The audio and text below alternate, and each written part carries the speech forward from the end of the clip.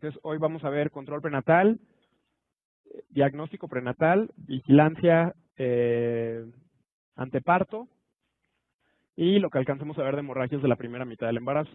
¿Sí? Entonces vamos a ver control prenatal. El objetivo del control prenatal es asegurar el nacimiento de un bebé sano con un riesgo mínimo para la madre. Son varios lineamientos los que tenemos que llevar, los que tenemos que seguir cuando damos este control prenatal. Muy importante desde la primera consulta, estimación temprana y precisa de la edad gestacional. Estos son puntos que tenemos que valorar desde la primera consulta y a lo largo de las siguientes consultas. Desde la atención temprana, saber cuántas semanas de embarazo tiene esta mujer. Identificar la paciente con riesgo de complicaciones, evaluar el bienestar materno y fetal, minimizar la morbilidad y educar y comunicar con la paciente. Este punto es bastante importante, educar y comunicar con la paciente. Cuando vemos mujeres embarazadas, en muchas ocasiones nos tocan mujeres que nunca habían tenido que acudir a un médico. Y puede ser que nunca lo hayan hecho porque siempre han sido mujeres sanas. Entonces, en el momento, o sanas como ellas se perciben, en el momento que acuden a consulta de control prenatal, es importante aprovechar ese momento para informarlas y educarlas sobre cuestiones sanitarias. O sea, no solo enfocarnos en el binomio mamá-bebé, sino también revisar cuestiones previas, cuestiones como hábitos alimenticios, el que fumen, el antecedente de consumo de sustancias, algunas enfermedades previas. Entonces es muy importante aprovechar ese momento para educar a la mujer embarazada. Otro de los objetivos es detectar y controlar factores de riesgo obstétrico. Desde el primer control con esta mujer hay que reconocer sus antecedentes patológicos y cómo estos podrían influir en el desenlace y en el desarrollo de este embarazo. Entonces, básicamente en cada consulta debemos enfocarnos en la atención de las principales afecciones o las que tienen mayor morbilidad en el embarazo. Por lo tanto, debemos prevenir, detectar y tratar en cada consulta, enfocarnos en esto: anemia, preeclampsia, infecciones cervicovaginales, infecciones urinarias, complicaciones hemorrágicas y retraso del crecimiento intrauterino. Entonces, la consulta prenatal básicamente busca evaluar todo esto. No solo es de manera general ver cómo está la mamá y ver cómo está el bebé, sino de manera muy dirigida enfocar nuestra atención a encontrar o detectar de manera temprana cualquiera de estas alteraciones que mencionamos. La norma oficial mexicana nos dice que la mujer embarazada debería tener 5 consultas, por lo menos 5 consultas. Esto de manera ideal. De manera ideal, la primera consulta debería ocurrir en las primeras 12 semanas. La segunda consulta entre la semana 22 y 24, la tercera consulta entre la semana 27 y 29, la cuarta consulta en la semana 33 y la 35, la quinta consulta en la 38 y la 40. Entonces, de manera muy importante, idealmente una consulta de primer trimestre. El primer trimestre termina en la semana 13.6. Decimos primer trimestre de la semana 1 a semana 13.6. Segundo trimestre es de la semana 14 a la semana 28 y tercer trimestre de la semana 28 en adelante. Entonces, la primera consulta idealmente siempre debería ocurrir en este primer trimestre, en estas primeras 12 semanas. Ahorita que veamos el diagnóstico prenatal, muy importante la valoración de un ultrasonido de primer trimestre y ciertos marcadores ultrasonográficos y bioquímicos que nos van a orientar a pensar si se trata de un embarazo de riesgo o no, según los hallazgos ultrasonográficos. Y normalmente las citas se van dando cada 4 semanas, mientras nos acercamos a segundo o tercer trimestre cada 3, luego cada 2. Y se considera que a partir del término, a partir de las 37 semanas, las consultas deberían de ser cada semana, de manera semanal, esperando el inicio espontáneo del trabajo de parto o la programación del nacimiento vía abdominal, si ese fuera el caso. ¿Qué tenemos que hacer en cada consulta? Desde el primer control, tenemos que interrogar a la mujer embarazada. Anamnesis ginecobstétrica, nos interesan sus antecedentes ginecobstétricos también. Un examen físico general y un examen ginecobstétrico. El examen físico general de la mujer embarazada en su primer control debe incluir una exploración mamaria. Muy importante que la mujer embarazada en su primera consulta se revisen mamas. El examen ginecobstétrico también incluye la revisión con un tacto vaginal y con espejo vaginal en caso de que la mujer refiriera la presencia de algún flujo, la presencia de sangrado. Muy importante, si esta mujer embarazada no tiene citología cervical previamente, en esa primera consulta se tiene que tomar. La toma del Papá Nicolau no está contraindicada en las embarazadas, de hecho está más que justificada tomar un Papa Nicolau, sobre todo si no tenemos controles anteriores. Importante, la talla en esta primera consulta, y en cada consulta checar el peso, presión arterial, medición uterina. Muy importante el peso, porque también, dependiendo del peso pregestacional, recomendaremos el incremento de peso a lo largo del embarazo.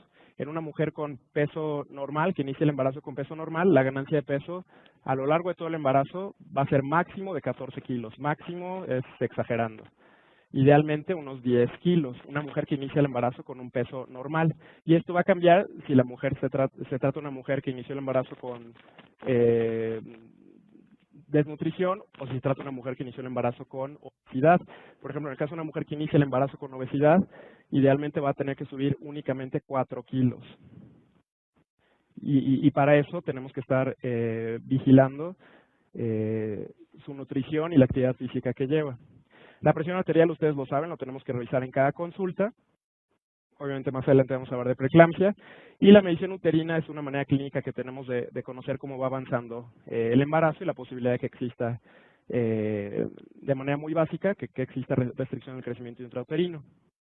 También en cada consulta deberemos de auscultar el corazón fetal, el latido fetal. A partir de la semana 28, estimar el peso fetal. La especuloscopía se justifica desde el primer control, sobre todo si vamos a tomar Papa Nicolau y sobre todo si la mujer refiere algún sangrado, algún flujo, y posteriormente según necesidad. Les comentaba, el Papa Nicolau es del primer control. También en esta primera consulta necesitamos pedir una biometría hemática, un BDRL, una glucosa en ayuno,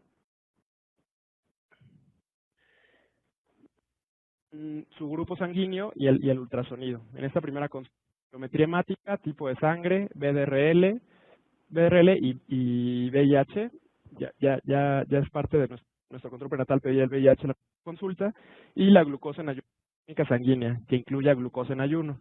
La curva de tolerancia a la glucosa, obviamente más adelante vamos a hablar de diabetes gestacional, no se pide desde el inicio, la vamos a pedir desde la semana 24. Vamos a hablar de los métodos de el tamizaje de diabetes gestacional más adelante, pero bueno, eso se pide a las 24 semanas, desde las 24 semanas hasta las 28 semanas. Y el ultrasonido, idealmente la mujer embarazada debería tener 3 ultrasonidos. Uno del primer trimestre, un ultrasonido estructural hacia la mitad del embarazo. En este ultrasonido estructural valorar cómo va creciendo el bebé y cada una de las estructuras. Y por último, el ultrasonido de crecimiento en el tercer trimestre. Dentro de la historia clínica debemos de revisar los datos personales y demográficos, antecedentes obstétricos. Todo esto nos va a ir orientando a si se trata de un embarazo de alto riesgo o es un embarazo que puede iniciar un control normal. Los antecedentes obstétricos nos interesa, es el primer embarazo, es un embarazo que se logró de manera espontánea, es un embarazo que se logró con técnicas de reproducción, la mujer tiene antecedente de pérdidas fetales, la mujer tiene antecedente de pérdidas de segundo o tercer trimestre, sus nacimientos previos se resolvieron por cesárea, sus nacimientos previos, no sé, alguna complicación durante el embarazo o durante la resolución del embarazo. Importante también la historia personal y familiar, antecedentes quirúrgicos y genéticos también nos interesan, antecedentes ginecológicos, los datos del embarazo actual e incluso información psicosocial. Todo esto lo tenemos que tener considerado en nuestra historia clínica de la mujer embarazada. Desde el primer contacto deberemos dar suplementos de ácido fólico en la dosis habitual, higiene de los alimentos. Comentábamos que en este primer contacto educar a la mujer sobre cuestiones como higiene de los alimentos, el estilo de vida, suspender el tabaquismo, el uso recreativo de drogas y el consumo de alcohol. Y desde el primer contacto, la exploración de anomalías y detección precoz del síndrome de Down. Vamos a hablar más adelante de diagnóstico prenatal. Hay diferentes dosis del ácido fólico. Los suplementos que tienen mayor dosis no se ha visto que tienen una mejor eficacia para prevenir defectos del tubo neural, por lo tanto se da en las dosis habituales. La frecuencia de las citas, habíamos comentado, antes de las 32 semanas, serán cada 4 semanas, de la semana 33 a la 36 pueden ser cada 2 a 3 semanas, y de la semana 37, que consideramos que es el término, ya lo haremos semanalmente. Otra parte muy importante es la edad gestacional. Es muy importante ofrecer un ultrasonido obstétrico temprano para determinar la edad gestacional y detectar oportunamente embarazos múltiples. Entonces, el objetivo de este primer ultrasonido que se hace en el primer trimestre o el primerito ultrasonido que se haga, número 1 es corroborar la presencia de un embarazo intrauterino. Número 2, corroborar la vitalidad del embarazo, que se trata de un embarazo viable. Y número 3, no sé qué decir, número 3. Las semanas de gestación, corroborar cuántas semanas tiene este embarazo. En esta primera consulta, de manera más certera, sabremos cuántas semanas tiene el bebé. Para eso, la medición cefalocaudal es la que se debe utilizar para la edad gestacional. La medición de la longitud cefalocaudal es la que nos otorga con mayor precisión las semanas de gestación en el primer trimestre de embarazo. ¿Recuerdan las medidas en cada trimestre? Primer trimestre, longitud cefalocaudal. Segundo trimestre, diámetro biparietal, correcto. Y tercer trimestre, la longitud femoral. Significa que sean las únicas mediciones que vamos a hacer, pero son mediciones más específicas de cada trimestre. No significa que no las podamos hacer en uno u otro trimestre, pero la longitud cefalocaudal va a ser la más precisa para determinar la edad en el primer trimestre. La longitud cefalocaudal difícilmente la vamos a poder medir en el tercer trimestre, no es que no se haga, pero difícilmente lo vamos a poder hacer porque el bebé ya no alcanza para medirlo de cabeza a pies en una sola medición. Entonces son medidas que debemos considerar en cada trimestre. Bueno, ya habíamos comentado el ácido fólico. Se recomienda idealmente 3 meses antes de buscar el embarazo, por lo menos. Difícilmente va a ocurrir eso, sobre todo en mujeres que no planearon su embarazo. Y hasta las 12 semanas. Entonces, idealmente se recomienda desde antes hasta que termine este primer trimestre. La dosis recomendada de 400 microgramos diarios, les comentaba que es la dosis estándar. Incluso en mujeres que tienen diagnóstico de epilepsia o están tomando antiepilépticos o mujeres con antecedentes de bebé con defectos del tubo neural, no se ha visto un beneficio en incrementar la dosis habitual de 400 microgramos, por lo tanto esa dosis es la que se recomienda. Y el ácido fólico después de estas 12 semanas no es necesario. Obviamente lo puede continuar tomando, pero ya no tiene el efecto por el que lo estamos indicando. Estamos indicando el ácido fólico para prevenir defectos del tubo neural. A las 12 semanas, si existe un defecto del tubo neural, ya no podremos hacer nada. El hierro no se debe ofrecer de rutina a todas las pacientes embarazadas. El hierro no es parte de los suplementos nutricionales básicos o de requerimientos básicos. El hierro se considerará utilizar en el caso de que encontremos una mujer con anemia. Sabemos que durante el embarazo existe la anemia fisiológica del embarazo, una anemia dilucional. Por lo tanto, habrá que conocer cuáles son los valores de anemia en la mujer embarazada. ¿Alguien sabe? Menor de 11, ¿en qué trimestre? Ok, es 11 y 10.5. 10.5. Entonces, esos son los valores para considerar menor de eso si la mujer tiene anemia o no. Muy importante saber si la mujer desde antes estaba tomando algún otro suplemento nutricional, algún otro suplemento alimenticio. En el caso que esté tomando vitamina A, hay que suspenderlo. La vitamina A es teratogénica. Incluso tratamientos, seguramente les ha tocado, tratamientos para la piel, que incluyen retinoides y vitamina A, esos tratamientos totalmente contraindicados durante el embarazo. Lo mismo, mujeres que están tomando retinoides o ácido retinoico deberían estar utilizando también un anticonceptivo, porque en el caso que se embarazaran tendría un efecto teratogénico. Una duda también frecuente es el ejercicio durante el embarazo. El ejercicio moderado durante el embarazo no está asociado con resultados adversos. Se debe evitar ejercicio de alto contacto en aquellas que pueden presentarse trauma abdominal o caídas. Entonces, la recomendación es que si la mujer embarazada previamente realizaba ejercicio, lo puede continuar realizando durante el embarazo. Obviamente habrá que ver qué tipo de actividades realizaba. Obviamente se tendrá que evitar ejercicio de alto contacto, pero en general puede continuar realizando sus mismas actividades estando embarazada, sobre todo si ya lo hacía desde antes. Y si no lo hacía desde antes, el embarazo no va a ser un buen momento para iniciar actividad física en exceso, pero sí es importante que si no realizaba ejercicio de antes, sí haga ejercicio leve, una actividad física leve durante el embarazo, porque eso nos va a ayudar para el control de peso. Vamos a hablar de algunos de los síntomas frecuentes que estamos valorando durante el control prenatal. Uno de ellos es la náusea y el vómito. Son frecuentes y normalmente desaparecen después de la semana 16 hasta la semana 20 de embarazo. Son frecuentes al inicio del embarazo. y lo normal es que semana 20 se informar a la paciente de las formas no farmacológicas. Entonces, si sabemos que las náuseas son esperadas en el embarazo, nuevamente la respuesta no debe ser es normal y te aguantas las náuseas. Obviamente hay maneras de tratar estas náuseas en el embarazo. De manera inicial podemos modificar, hacer modificaciones en la dieta, que la mujer haga comidas más pequeñas pero en intervalos más frecuentes a lo largo del día, que ella misma reconozca cuáles son los alimentos que le ocasionan mayor náusea y si a pesar de estas medidas generales persisten las náuseas y el vómito, se puede considerar el uso de bonadoxina. Bonadoxina se da una cada 12 horas, tiene piridoxina y esto ayuda a que la mujer disminuya las náuseas y el vómito. Lo que ocurre normalmente es que después de la semana 20 ya no existen estas náuseas. Otros cambios que ocurren frecuentemente durante el embarazo es la presencia de varices, estreñimiento, dispepsia, lumbalgia, flujo vaginal y hemorroides. Entonces, todo esto lo tenemos que explicar a la paciente que acude a consulta. Todo esto lo tenemos que tratar. Entonces, en relación, por ejemplo, con estreñimiento y dispepsia, hablamos un poco del efecto de la progesterona.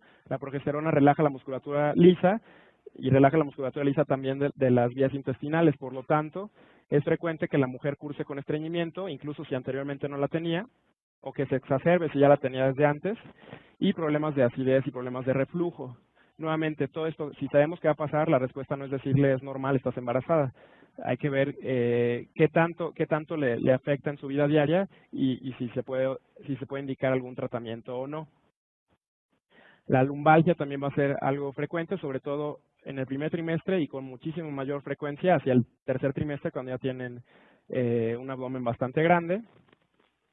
La presencia de varices, la presencia de hemorroides, que también se tienen que evaluar ante el embarazo, y el flujo vaginal. El flujo vaginal hay que explicarle a la mujer embarazada, ya que comentábamos que una mujer no embarazada es normal que tenga secreciones. Una mujer embarazada normalmente va a tener más secreción incluso. Los genitales, sobre todo hacia el tercer trimestre, los genitales de una mujer embarazada incluso pueden estar un poco húmedos y ella puede notar un flujo más abundante que el que tenía cuando no estaba embarazada. Entonces es muy importante saber distinguir si se trata de un flujo normal o si nos está haciendo pensar en un flujo patológico. Entonces comentábamos en relación con el tamizaje hematológico, se debe solicitar una biometría hemática en el primer contacto y a las 28 semanas. Entonces de manera ideal, desde la primera consulta y una nueva biometría hemática hacia el tercer trimestre, iniciando el tercer trimestre. Esto nos va a ayudar a pensar si la paciente requiere algún suplemento con hierro y también nos va a ayudar a pensar la resolución del embarazo, cómo estamos en niveles de hemoglobina. Una hemoglobina menor de 11 en el primer contacto o menor de 10.5 a las 28 semanas se deberá considerar suplementos con hierro. Lo que comentábamos no se da de manera rutinaria, habrá que justificar su indicación en mujeres que sí tengan una anemia durante el embarazo. Muy importante el grupo sanguíneo desde el primer contacto. En el caso de que se trate de mujeres con grupo RH negativo, se deben solicitar la terminación de anticuerpos irregulares para determinar si va a ser candidata a profilaxis anti-D en caso de que no estuviera aloinmunizada. En caso de que viéramos que tiene anticuerpos irregulares negativos o el CUMS indirecto negativo, será candidata a colocación de gamma globulina anti-D a las 28 semanas y al nacimiento. Más adelante vamos a hablar también de isomerización materno-fetal. Pero bueno, importante que sepan que el grupo sanguíneo se determina desde el primer contacto y en caso que fuera un grupo sanguíneo RH negativo, se deben solicitar para valorar la de administrar profilaxis con gamma globulina anti-D. Ahorita vamos a hablar del tamizaje de las anomalías fetales. Les comentaba que de manera inicial se debe realizar un ultrasonido de primer trimestre. Ese ultrasonido de primer trimestre, además de realizar la fetometría, nos va a calcular ciertos riesgos. Lo mismo nos va a hacer un ultrasonido a las 18 o 21 semanas. Este es el ultrasonido estructural. Esto se hace para, dependiendo de lo que se encuentre, informar a la paciente de los hallazgos para tomar una decisión informada de continuar o interrumpir el embarazo a una edad gestacional apropiada. Más adelante hablamos más de esto. También, idealmente, durante este segundo trimestre se debería realizar una valoración cardíaca Ahorita hablamos de todo esto. De manera muy específica para el síndrome de Down, ultrasonido de primer trimestre buscando hueso nasal y translucencia nucal. Más adelante vamos a ver que hay marcadores ultrasonográficos y marcadores bioquímicos de ciertas cromosomopatías. De las que tienen mayor relevancia es el síndrome de Down. El síndrome de Down lo podemos encontrar hallazgos que nos sugieran esta cromosomopatía desde edades muy tempranas. En el ultrasonido de primer trimestre, los marcadores ultrasonográficos que nos ayudan a suponer síndrome de Down es la ausencia del hueso nasal o la translucencia nucal aumentada. Este ultrasonido de primer trimestre se hace entre la semana 11 y 13.6. El ultrasonido estructural se hace la semana 16 a la semana 18.6. Ahorita vamos a hablar de qué son los triples marcadores o los cuádruples marcadores. Y según los hallazgos y el riesgo que encontremos, se va a informar a la paciente de la posibilidad y el riesgo de realizar un procedimiento invasivo, por ejemplo, biopsia de vellosidades coriales o amniocentesis. El tamizaje de infecciones durante el control prenatal, muy importante que ya comentábamos algo, la bacteriuria asintomática. Se debe pedir un urocultivo al inicio del embarazo. Se pide al inicio del embarazo e idealmente también hacia el término del embarazo, después de las 28 semanas. Es bacteriuria asintomática. Bacteria asintomática, el nombre lo dice, la paciente no refiere síntomas y aún así hay presencia de bacterias en la orina. Entonces tenemos que descartar la presencia de bacteria asintomática porque esto puede progresar sin que la mujer refiera síntomas y terminar en pielonefritis. Esta pielonefritis puede complicarse con un parto pretérmino. Entonces no tenemos que llegar a esto. También ya habíamos hablado de la vaginosis bacteriana asintomática. Por lo tanto, se debe pedir un cultivo de exudado cervicovaginal a la mujer embarazada en su primer consulta. Y también hacia el término del embarazo.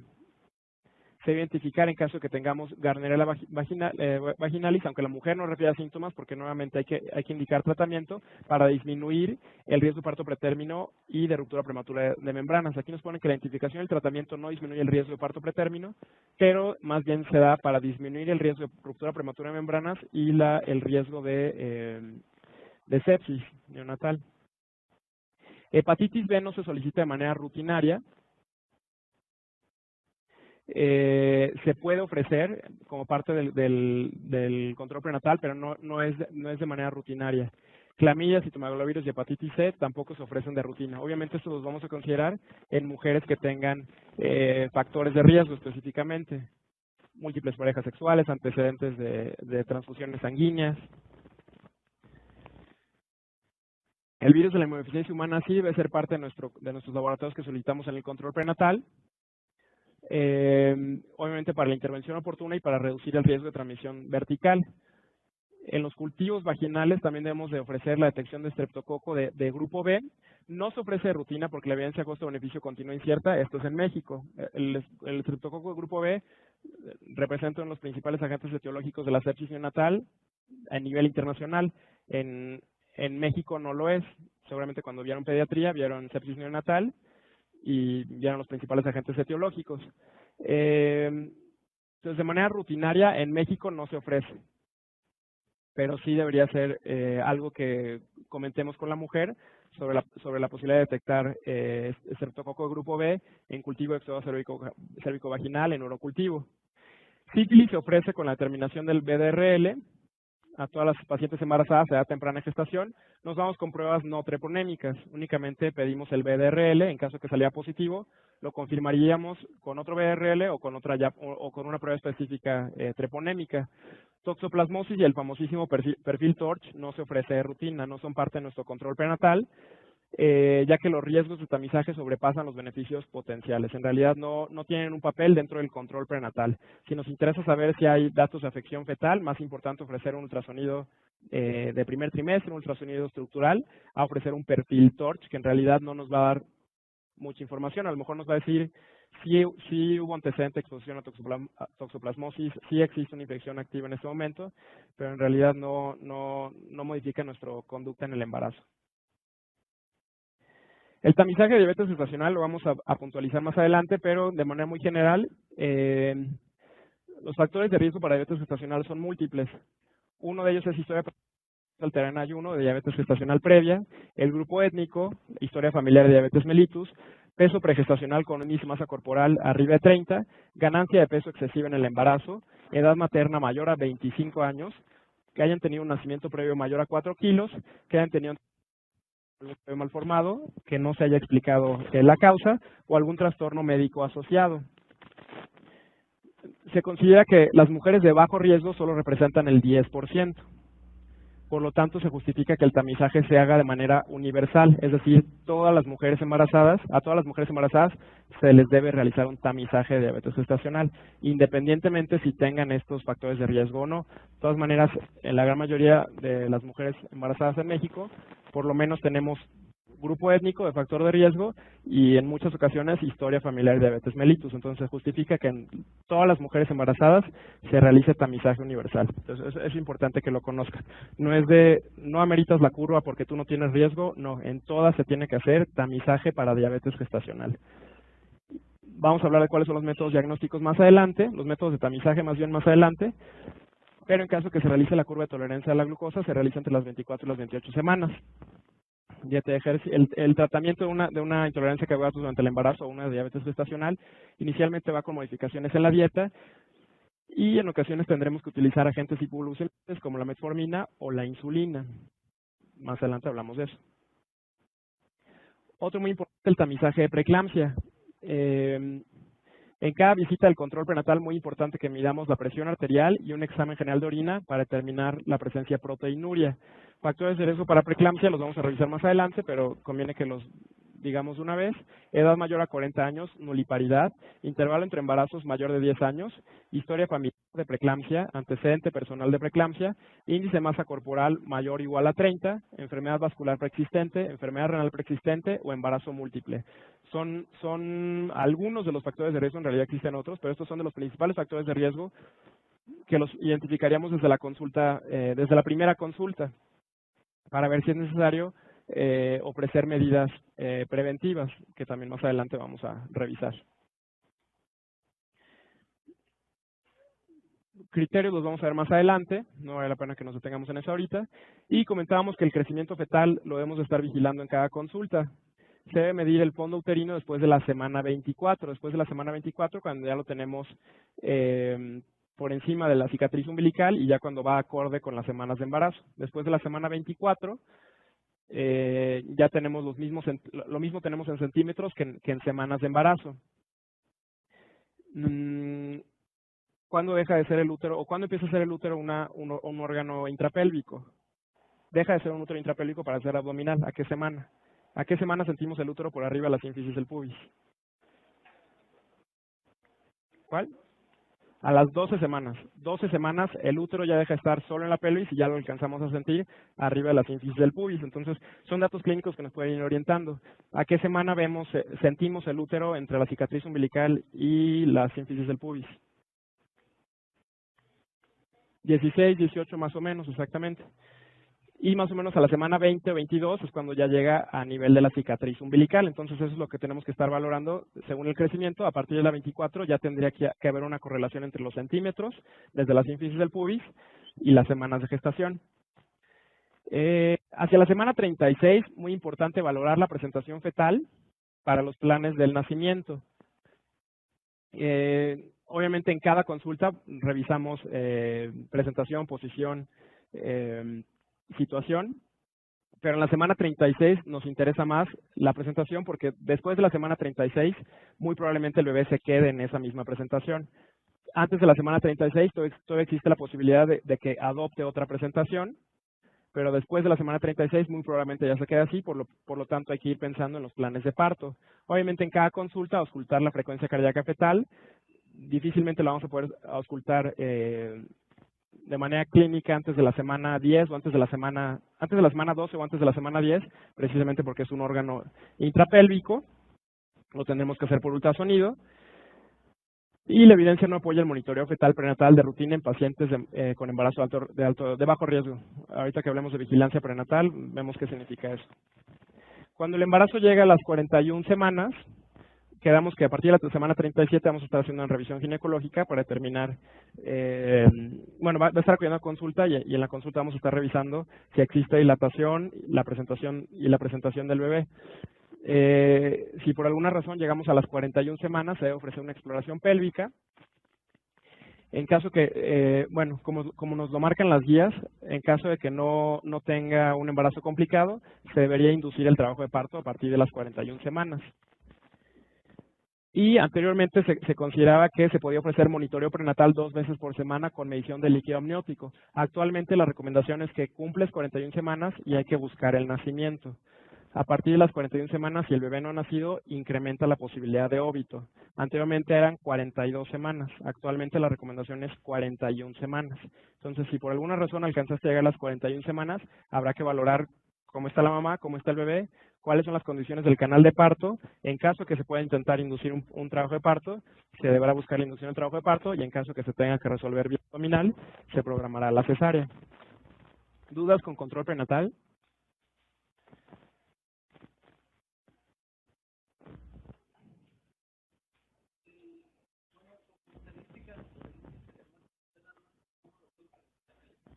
Índice de muerte materna. Más adelante vamos a hablar de cada una de las complicaciones del embarazo, pero no les van a preguntar como tal índice de muerte materna, pero sí les van a preguntar cuáles son los principales casos de mortalidad materna en México. ¿Qué cuáles son? ¿Cuál es la primera? Preeclampsia la primera. Ok, se engloba en la primera los trastornos hipertensivos del embarazo, que incluye preeclampsia. La segunda, la hemorragia obstétrica. Y tercero, ¿qué? Infecciones, exactamente, o la sepsis en el puerperio. Entonces, eso sí lo tienen que conocer. La primera causa de muerte materna en México siguen siendo los trastornos hipertensivos, sigue siendo la preeclampsia. Por eso es que seguramente van a venir casos de preeclampsia. Ya la revisaremos. ¿Otra duda? ¿No? Vamos a revisar diagnóstico prenatal. Diagnóstico prenatal, no recuerdo si hacen preguntas al respecto. El diagnóstico prenatal se refiere a la determinación de marcadores séricos, como determinación de gonotropina coriónica, PAP-A, inhibina A. Eso lo van a encontrar mucho en bancos de preguntas o en cursos del CTO, porque todo eso se hace de manera rutinaria en otros países. Desafortunadamente, el control prenatal en México pocas veces incluye la consulta con un médico materno-fetal. El médico materno-fetal en México es el que se encarga de realizar el ultrasonido de primer trimestre, realizar el ultrasonido estructural y realizar el ultrasonido de crecimiento. Todo ginecólogo debería de ofrecer la posibilidad a una mujer embarazada o explicarle la opción que tiene de hacer un ultrasonido de primer trimestre y de tomar marcadores ultrasonográficos y marcadores bioquímicos en caso que los ameritara. Eso es lo que se debería hacer normalmente. Si se dan cuenta, no es lo que ocurre en la realidad. Seguramente les habrá tocado que no hay mujeres embarazadas donde se determine PAP-A, inhibina, alfa-fetoproteína. O sea, no ocurre, por ejemplo, en el nivel básico de atención, vamos. A lo mejor sí ocurre en tercer nivel de atención, pero en un primero o en un segundo nivel de atención no existe esta posibilidad. Entonces, por eso les digo, desconozco si vienen preguntas al respecto. En otros lados sí van a encontrar mucho sobre esto, pero bueno, vale la pena que lo conozcan para que sepan que la mujer debe tener esa opción. Según las recomendaciones internacionales, según las guías internacionales, la mujer debe de conocer que tiene una opción para saber cuáles son los riesgos que tiene a lo largo del embarazo. El objetivo de esto es ofrecer una asesoría apropiada y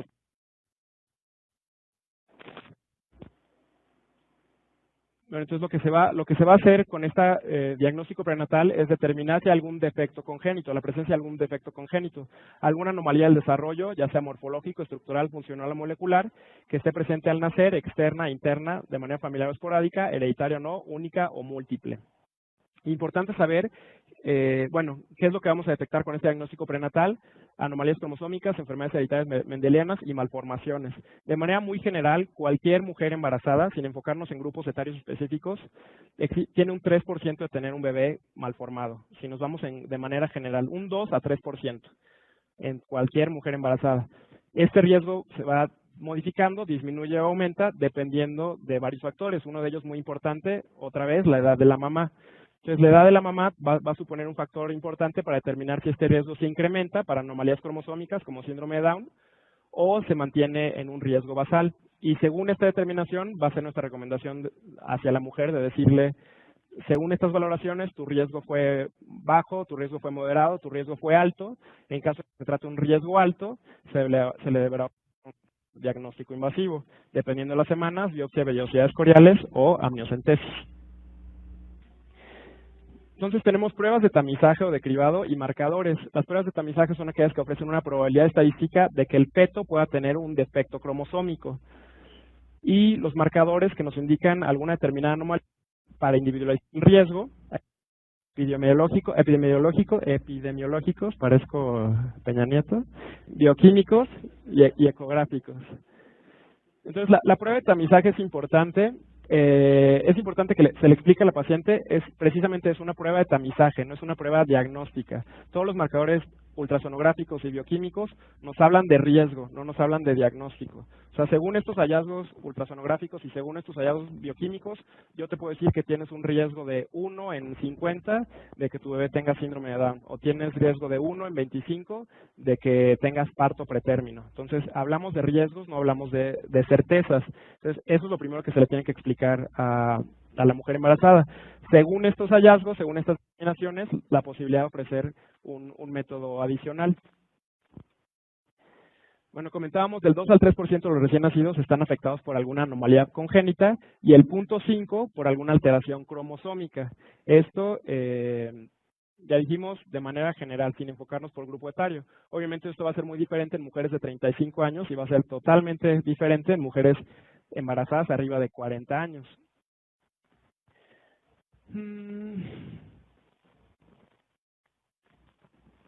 Entonces, factores de riesgo o la población en la que nos tendríamos que enfocar específicamente para ofrecer de manera adicional otro tipo de marcadores, además de los básicos, que es el ultrasonido de primer trimestre, mujeres mayores de 35 años, mujeres que hayan tenido en su embarazo previo alguna anomalía cromosómica, que alguno de los padres sea portador de alguna anomalía cromosómica, que se trate de mujeres que tengan abortos de repetición, que hayan nacido muertos, que hayan tenido malformaciones congénitas, o que se trate de mujeres con infertilidad sin causa establecida, o incluso mujeres que lograron el embarazo con alguna técnica de reproducción asistida.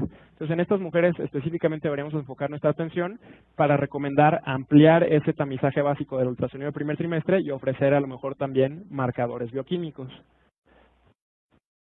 Madre mayor de 35 o menor de 18 años de edad paterna arriba de 45 años, padre o madre portadores de translocación cromosómica balanceada, padres portadores de algún síndrome de fragilidad cromosómica, antecedente de uno o más hijos con cromosomopatía, antecedente de hijo con error congénito del metabolismo o madre con alguna patología crónico-degenerativa. Todas estas cuestiones nos deben nuevamente orientar a ofrecer la posibilidad de este diagnóstico prenatal. Los métodos diagnósticos, tenemos métodos invasivos y métodos no invasivos. Cuando hablamos de métodos no invasivos nos referimos principalmente a los marcadores por ultrasonido y los marcadores bioquímicos séricos. Y los métodos invasivos van a ser la biopsia de vellosidades coriales y la amniocentesis.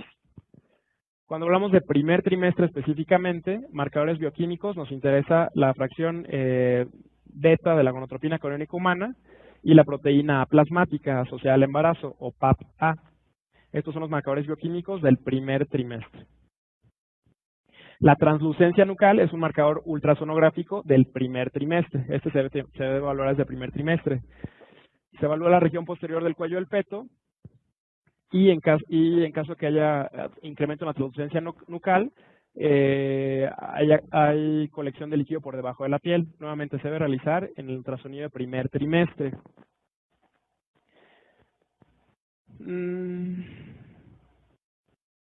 Hay muchas patologías en las que podríamos encontrar un incremento en la translucencia nucal. La falla cardíaca es una de las principales. Y falla cardíaca por distintas etiologías. Interrupción del drenaje linfático, hablamos del síndrome de Turner, que encontrábamos el higroma quístico. Así es como encontraríamos en la región nucal este acúmulo de líquido. En caso de anemia fetal, también podríamos encontrar aumento de la translucencia nucal, o en caso de infecciones congénitas, parvovirus B19. Entonces, el tener este marcador elevado nos habla de la posibilidad de muchos diagnósticos. Entonces, para eso se realiza.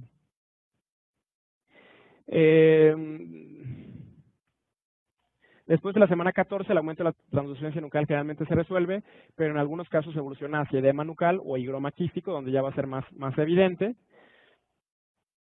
Y según el grosor que encontremos de esta translucencia nucal, es la posibilidad de un bebé afectado. Normalmente arriba de 4 milímetros ya se considera sospechoso. Nuevamente, nunca hablamos de diagnóstico. Nuevamente, una translucencia nucal elevada no nos da un diagnóstico, simplemente nos habla de una posibilidad de que el bebé traiga alguna alteración. Dependiendo del grosor, pensaremos en qué tan alta es esa posibilidad. El hueso nasal también es un marcador ultrasonográfico de primer trimestre, lo valoramos en el primer trimestre, y la incidencia de la ausencia del hueso nasal disminuye con la longitud craneocaudal y con el grosor de la translucencia nucal. Eso es un marcador ultrasonográfico de trisomía 21. Los bebés con trisomía 21, hasta el 70% de los bebés con trisomía 21 no tienen hueso nasal. Es por eso que es un marcador importante para conocer ese riesgo de trisomía 21.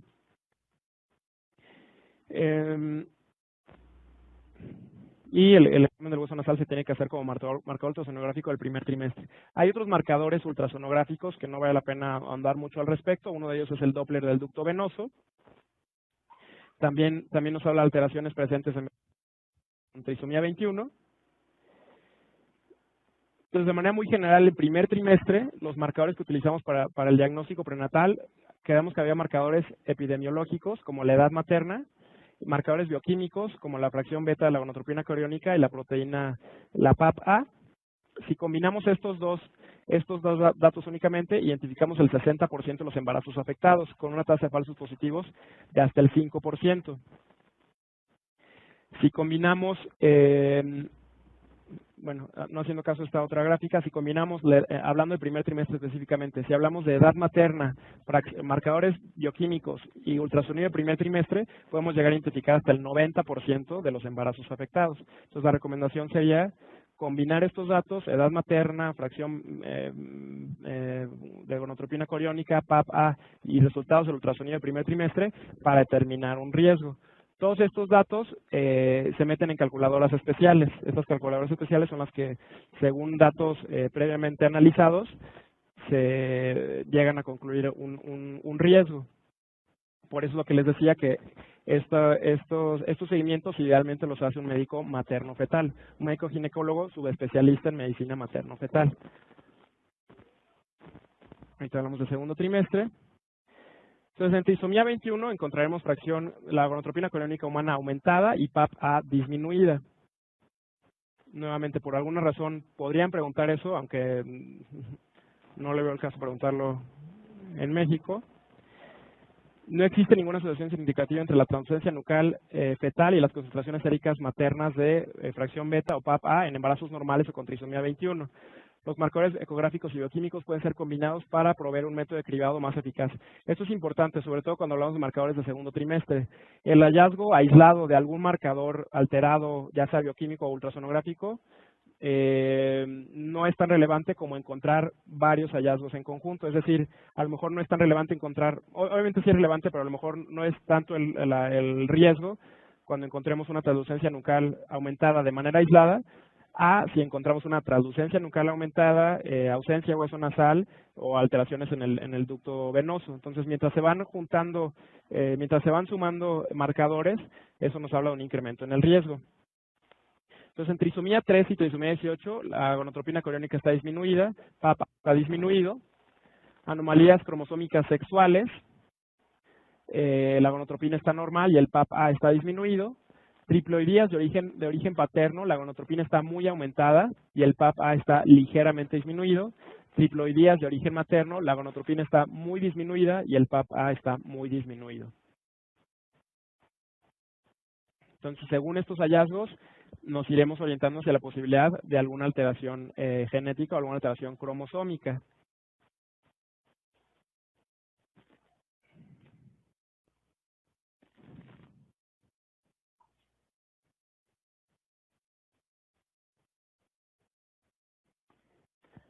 Entonces, métodos invasivos en el primer trimestre, hablamos sobre todo de biopsia de vellosidades coriales. Esta biopsia de vellosidades coriales se realiza, o sea, si está indicada, se debe realizar entre la semana 10 y la semana 13 de gestación.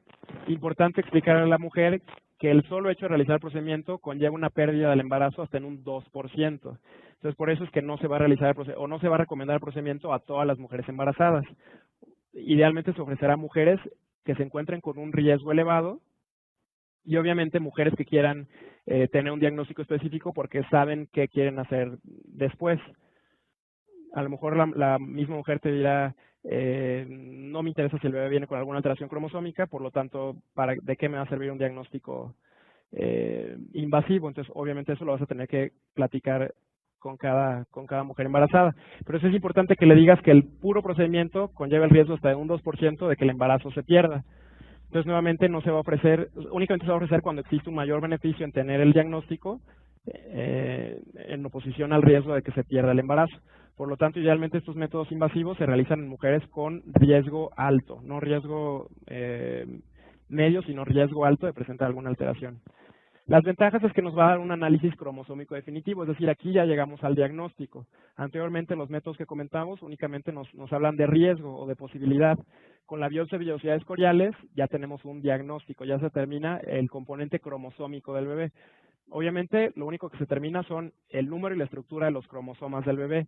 Difícilmente se va a poder determinar si hay alguna alteración genética o en alguna alteración en algún gen en específico. Lo que se evalúa con este cariotipo es alteraciones en la estructura y en el número de los cromosomas. Y bueno, el riesgo de pérdida del embarazo varía hasta el 4.6%, pero de manera general se acepta un promedio del 2%. Es el que tiene mayor tasa de pérdida. Ya hablamos más o menos de las indicaciones. Hablamos de esto. Dejar ver si se habla de esto.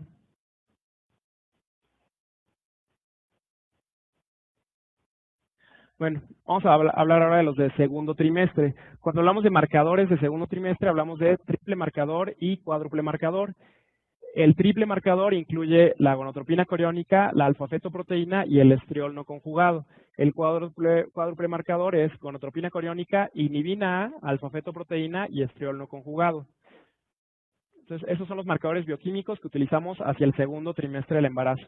Y continuamos con los marcadores también ultrasonográficos en el ultrasonido estructural. El método invasivo que tenemos durante el segundo trimestre es la amniocentesis. La amniocentesis idealmente se realiza desde la semana 16 hasta la semana 18, se puede prolongar incluso hasta semana 20 tal vez, pero no más adelante porque se incrementa el riesgo de pérdida del embarazo. 16 a 18. El ultrasonido estructural de la 18 a la 22.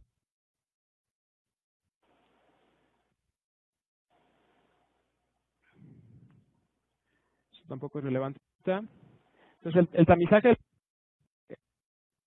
del ultrasonido estructural se debería realizar entre la semana 16 y 20.6. O irnos hasta la 22, ampliarlo hasta la 22. 18 a 22. El cuádruple marcador ya lo comentamos y básicamente nos ofrece alto índice de detección para trisomía 21 y defectos de cierre de tubo neural. Básicamente para esto nos enfocamos nuestro diagnóstico prenatal en el segundo trimestre. La alfa-fetoproteína, hablando específicamente de cada uno de los marcadores, proteína más abundante en el feto, tiene su máxima producción en la semana 13 y 14. Líquido amniótico, por lo tanto, 1% de la concentración fetal, pasa la barrera placentaria y al pasar la barrera placentaria la podemos detectar en la sangre materna. Nos hablan de defectos del tubo neural o defectos de pared abdominal y valores bajos nos hablan de defectos cromosómicos. Entonces, esto es para tenerlo en cuenta. Valores altos nos van a hablar de bebés con cisofalocele, valores bajos nos van a hablar de algún defecto cromosómico. Ahora, no solo nos hablan de malformaciones fetales, sino el mismo marcador de alfa-fetoproteína se puede relacionar con ciertas obstétricas. Lo mismo la gonotropina coriónica humana. El estriol está sintetizado por la placenta, el 90% pasa a la circulación y se conjuga en el hígado materno. también se asocia con complicaciones obstétricas que no vamos a revisar ahorita.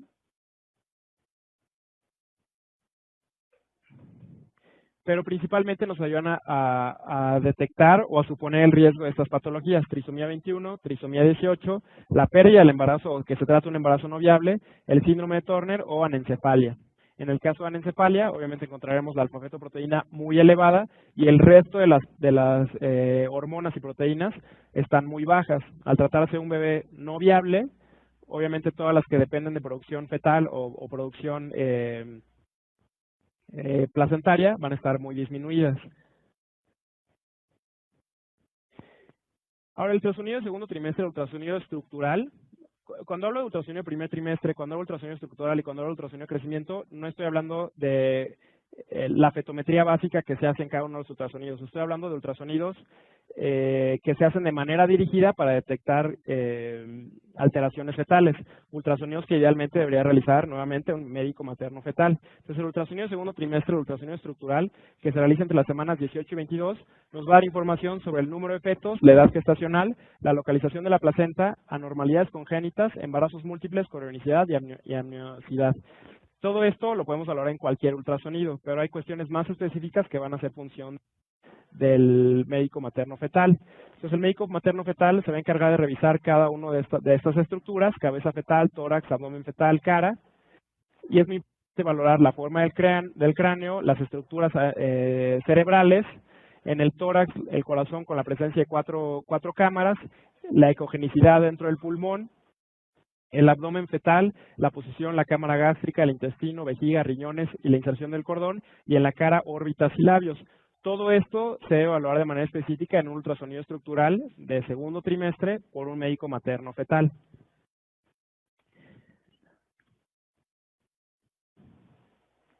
Estos hallazgos en el ultrasonido estructural nos hablan de una alteración cromosómica: pliegue nucal engrosado, que creamos que lo medimos desde el primer trimestre, pero también lo medimos hacia el segundo trimestre si es que persiste; intestino ecogénico, ventriculomegalia, algún foco ecogénico cardíaco o algún quiste de plexo coroideo. Estos son hallazgos anormales.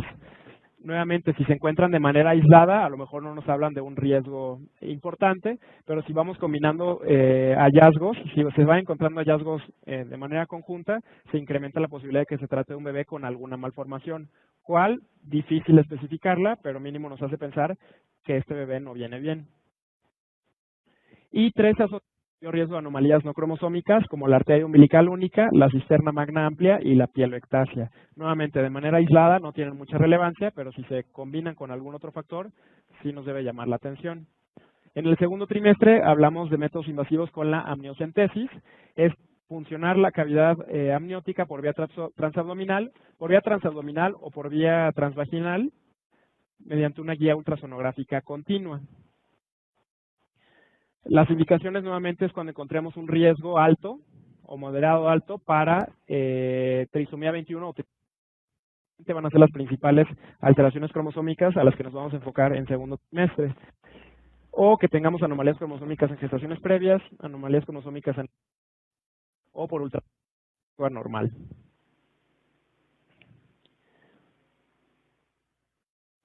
Puede ser también como confirmación de un resultado no conclusivo en una vectorial.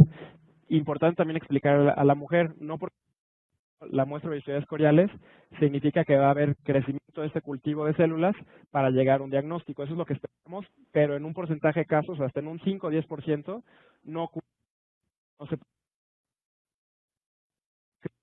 vamos a confirmar el diagnóstico con la amniocentesis hacia el segundo trimestre. Y obviamente esto es dejar pasar tiempo.